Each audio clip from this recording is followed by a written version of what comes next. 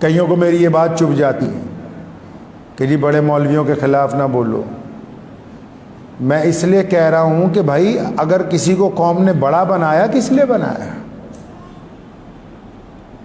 گھر میں باورچی خانے میں جس کی ڈیوٹی ہے کھانا بنانے کی نا، شام کو نہیں پہنچیں گے تو ناراض نہیں ہوں گے آپ؟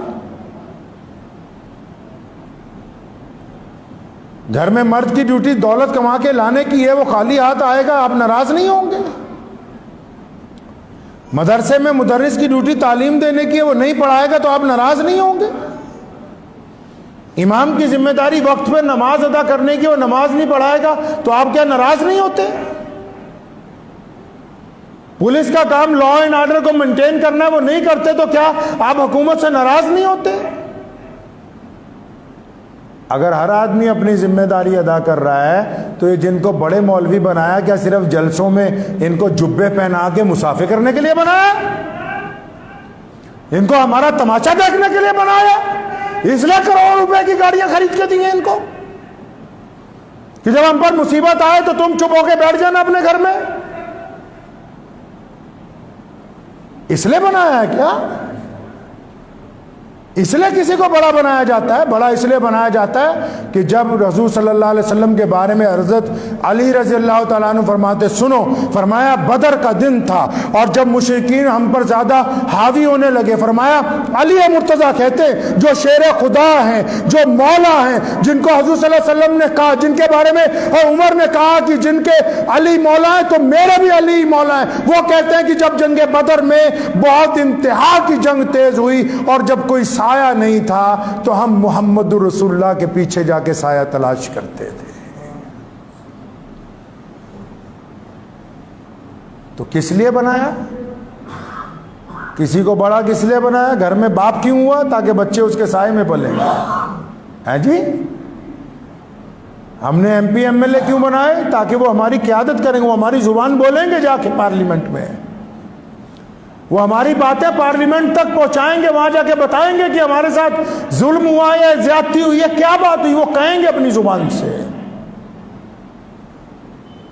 یہ جو بار بار جاتے ہیں لاکھوں لوگوں کو لے کے جلسے کرنے کے لیے دلی کے میدان کے اندر، بس صرف اس لیے کہ آپ پگڑیاں باندھیں اور بندھوائیں، مٹھائی کھائیں اور کھلائیں اور عید ملن کے پروگرام کریں اور کروائیں، یہ اس کام کے لیے آپ کو بڑا بنایا ہم نے؟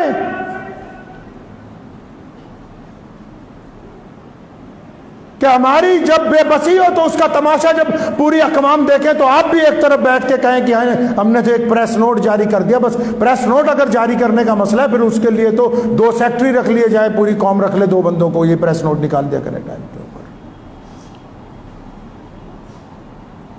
دلی کی جامع مسجد کے ممبر پر کوئی بیٹھا ہو اور اس کی زبان نہ کھلتی ہو، اور ملک کے 4 بڑے مدرسے، دارالعلوم دیوبند ہے، ندوۃ العلماء ہے، علی گڑھ کی مسلم یونیورسٹی ہے، مزار العلوم ہے، اور وہ خاموش رہیں کہ جی ہمارے ایک عالم دین کے ساتھ زیادتی ہوئی ہے، ہم کچھ نہیں بول سکتے، تو پھر آپ بڑے بنے کیوں ہیں؟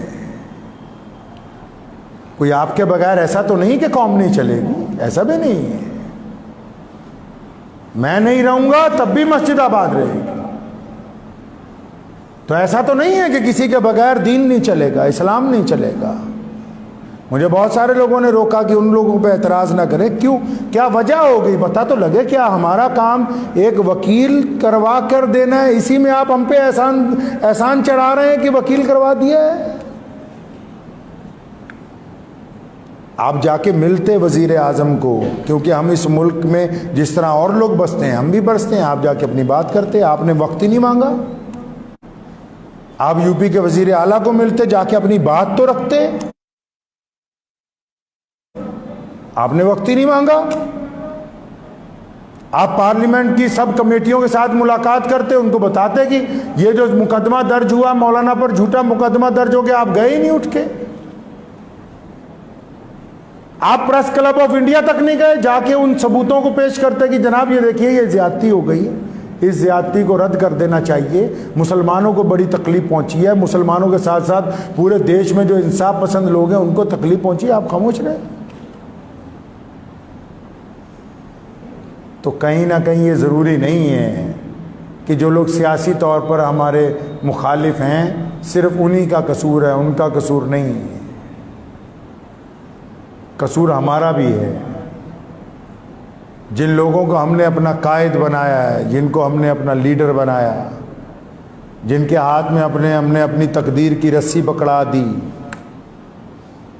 تو انہوں نے ہمیں ہی نظر انداز کر دیا. کسی نے کہا نا، وقت بھی ہو گیا ہے، کہ تو ادھر ادھر کی نہ بات کر، یہ بتا کہ قافلہ کیوں لٹا. کسی نے اپنے قائد سے کہا، لیڈر سے، کہ تو ادھر ادھر کی نہ بات کر، یہ بتا کہ قافلہ کیوں لٹا.